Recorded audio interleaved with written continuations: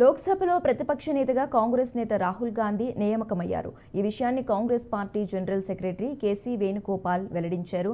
విపక్ష పార్టీల కూటమి ఫ్లోర్ లీడర్ సమావేశంలో అందరూ రాహుల్ గాంధీ పేరును ఎంపిక చేసినట్లు వేణుగోపాల్ వెల్లడించారు. లోక్సభలో విపక్ష నేతగా కాంగ్రెస్ ఎంపీ రాహుల్ గాంధీ పేరును తాము ఖరారు చేసినట్లుగా Congress parliamentary party chairperson Sonia Gandhi protem speaker Bhartruhari మెహతాబ్కు లేఖ రాశారు.